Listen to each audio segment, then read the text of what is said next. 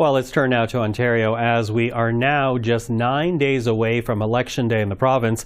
And last night, the leaders came together for the second and last debate of the campaign, with the Ontario NDP, Liberals and Greens all going after the PC leader on an issue that had nothing to do with Donald Trump. Would your government build housing on the Greenbelt?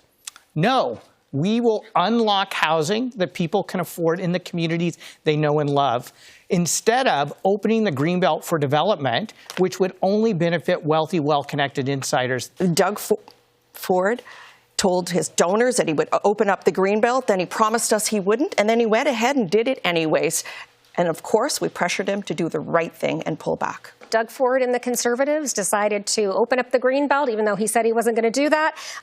I am so happy and proud to have stood up against that move and pushed them back on their heels, and we won alongside farmers and everybody else. I said I was, then I wasn't, and I went ahead and did it. But in saying that, let's give him an opportunity to respond. You know something, I apologize to the people. Unlike any of you, when you do something, you don't want to apologize. Well, with more on last night's debate, we're now joined by Robert Benzie, Queen's Park Bureau Chief for the Toronto Star, and Sabrina Nanji, the author of the Queen's Park Observer newsletter. Hello to both of you. Hi, Michael. Hey, Michael. Hey, listen, I think it's worthwhile to clarify for people outside of Ontario. You know, the Greenbelt is controversial because it's supposed to be protected land, and Doug Ford did have a plan to build on it, Doug Ford being the front runner in this campaign. How damaging was that moment for the PC leader? What tactical advantage did it provide the other party leaders? Rob, I'll get you to start us out on that. I mean, Michael, it was probably Ford's worst moment of the debate because he was sort of, I was for it before I was against it, kind of stammering. It didn't look great, but he was fortunate that none of the three leaders that are vying for his job reminded him and Ontarians watching at home that the Greenbelt scandal is now under RCMP criminal investigation. This was a very unusual arrangement, let's just say.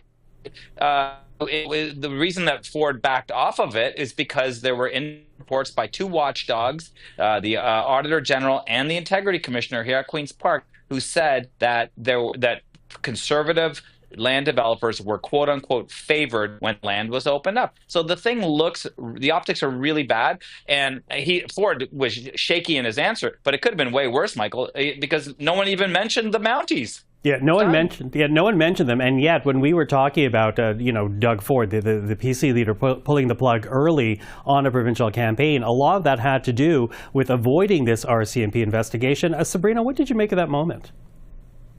Yeah, I think Rob is right here. You know, obviously this threw Doug Ford off his game a little bit, but it was also a bit of a missed opportunity. I think that his rivals could have gone a lot harder on him. You know, they didn't mention the RCMP investigation, as Rob pointed out, and I think that was a theme throughout the debate, right? Like there were a lot of moments where they really could have gone for the jugular and they didn't. I do think that Ford was the shakiest that we've seen him because he was forced to defend his record. They talked a lot about housing, homelessness, healthcare in particular. It got us one of the best singers of the night from Liberal leader Bonnie Crombie when she said you had to hire a Liberal, and that's Dr. Jane Philpott, who's heading up the PC's primary care team. That was announced just before the election happened, and so I do think that Ford stuck to his message as best he could. That was pretty much the only thing he had to do to win the debate last night, and he wasn't thrown off as much as he could have been by his rivals. Yeah, not thrown off, as you say, and when you look at what Doug Ford's trying to do here, he clearly wants the ballot box question to be a question about leadership, in particular in the face of a second Trump administration. So you kind of mentioned them a little bit, Sabrina, but Rob, when you think about the other issues that are really affecting Ontario lives, healthcare, education, affordable housing, the Greenbelt, name it, are any of those other issues getting any traction? Will they get more traction now? And fair enough, there's only 9 days left in this campaign, but will they get traction now that we've had this debate? I mean, It might, Michael. I mean, I was actually surprised that the debate wasn't as dominated about Donald Trump's tariffs as it might have been. That's certainly what Mr. Ford wants to talk about. He was in Washington last week. He'll be again on Friday to lobby against Trump's threatened 25% tariffs. That's why Mr. Ford, that's the rationale is using now for this early election. I mean, you know, Sabrina mentioned we and you said we know that it got as much to do with the RCMP investigation as it's got to do with Donald Trump and anything else. But I think that he didn't seem as flustered with Trump being not a dominant topic last night as he might have been, because he's pivoting to the economy. Whenever he was challenged on problems in healthcare, he said, the only way we can have money to fix our healthcare system is if we have a strong economy. And he kept pivoting. So I thought, in a weird way, Ford wins by not losing last night's debate, if you know what I mean, Michael. Yeah, and you know, and he was facing criticism on three fronts, and even though he did have bad moments, he did, as you say, Rob, continue to get back to that message about economy and leadership. Sabrina, what do you make about the other issues percolating in the background? Are they going to stay background up until election day in the province?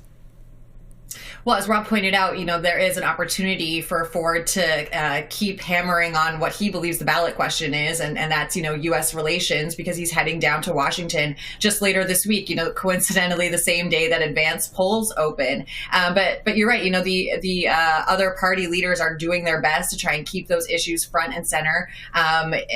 We've heard a lot about healthcare from the Liberals, a lot about housing from the NDP, but it still remains to be seen if this is going to be enough to really make a dent in Ford's polling numbers. And I think it was kind of tricky at the debate because Marit Stiles and Bonnie Crombie really had their work cut out for them. Not only do they have to hold Ford's feet to the fire, but they've got to also differentiate themselves from each other, because they're both fishing from the same pool of voters, and they've also got to present themselves as premier in waiting. I think Crombie was a lot harder on Ford. A lot of the sparks were flying between Crombie and Ford. Marit Stiles was, I would say, measured at best, and even boring was one of the worst criticisms I had heard about her. But at the same time, as someone who's watched Stiles in question period for almost 2 years now, I think she was pointedly trying to be a bit measured, present herself as premier in waiting rather than official opposition leader in waiting. So there's not a lot of time left, but I think last night's debate really could maybe shift the dynamic, not so much against Ford, but in the race for second place in the so-called progressive primary between the NDP and the Liberals. Yeah, let's pick up on that, because we've been talking about how this election might end up be this race for second place, because both the Ontario and the Ontario NDP and the Ontario Liberal leaders really not well known to many voters, even though the NDP at dissolution was the official opposition. Take a listen to this exchange. It involves Marit Stiles taking on Bonnie Crombie for accepting donations from private healthcare advocates. Take a listen to what was said.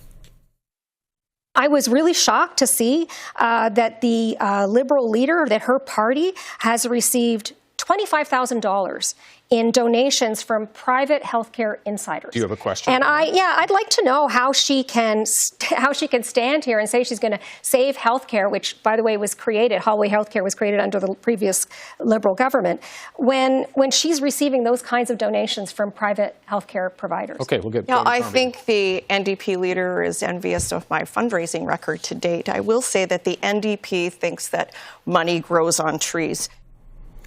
The interesting response was that Bonnie Crombie did not deny getting that money. So I wonder, Rob, what impact do you think that comment, that call out from Marit Stiles will have on this campaign?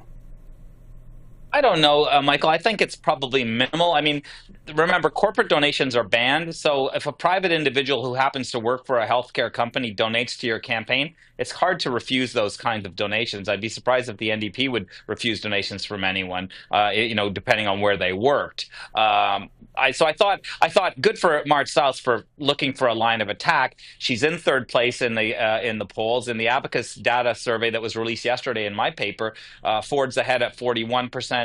The Liberals are in second at 28%, up 4 points since the last poll, and the Democrats are static at 21%, and the Greens are behind at 6%. So I think if you're Mart Stiles, you're looking for something to try to punch at Bonnie Crombie. We saw today Ms. Crombie was in Hamilton, an NDP traditional stronghold, and making an appeal to New Democratic voters, saying, "Look, only I can stop Doug Ford. So come with me." Now the problem is she's also criticizing NDP doctrine in the sense that she's saying the New Democrats think that money grows on trees. So you're is that going to sell with New Democratic voters? I think the interesting pitch that Crombie has is she's trying to appeal to red Tories, blue Liberals, traditional Liberals, and then some New Democrats to try to rebuild a coalition that was very successful for Dalton McGuinty and Kathleen Wynne for 15 years. Mm-hmm. So here we are, as I said, 9 days left in the campaign. Let's talk strategy now in the last 2 minutes that we actually have here. Sabrina, what kind of electioneering, what kind of strategy do you expect to see from each party as we enter the final stretch of this campaign? Well, I think, Doug Ford, we're going to see him try to stick to this message of, he's the best person suited to protect Ontario, as the slogan goes, from, the uncertainty with the Trump administration, and also, I guess closer to home, the the economic front, right? And we heard him attacking his rivals, saying that they want to raise taxes, they would, tank the economy, and they cannot be trusted. I think for Mart Stiles and Bonnie Crombie, they've really got to raise their profiles and present themselves as premier in waiting, but also, the most credible person to lead the anti-Ford vote, right? Like I do think that they are competing in a lot of places for the same voters, and so I think that for Mart Stiles, she's got to stay relevant.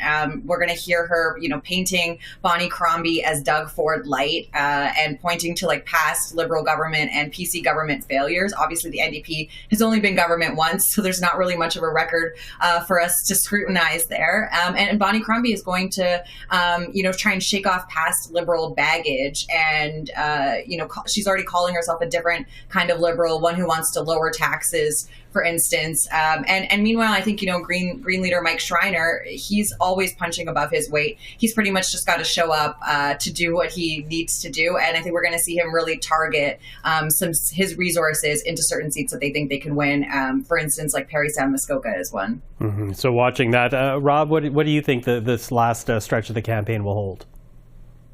I mean, I think it's going to be interesting to see if there is this actual progressive primary, as Sabrina was saying, where you'll have this jockeying for second place and maybe leapfrogging over Doug Ford's Tories if you're successful. That's a really tricky. It's a tricky dynamic. In a lot of parts of Ontario, it's Tories versus New Democrats. That's the thing that I'm going to be watching is, are the New Democrats going to be trying to save the furniture in ridings like Oshawa and other places here in Toronto, where they may lose to conservative candidates instead of it being more a red-orange kind of switcher situation, you could have some blue-orange switchers. I know in Windsor there's some dogfights down that way. So I think it's going to be a really interesting home stretch. Ford feels that he is sitting pretty. He's ahead in every public opinion poll. Their own polling shows them very comfortable, and they're talking about trying to win even more than the 83 seats that they win in the 2020 election.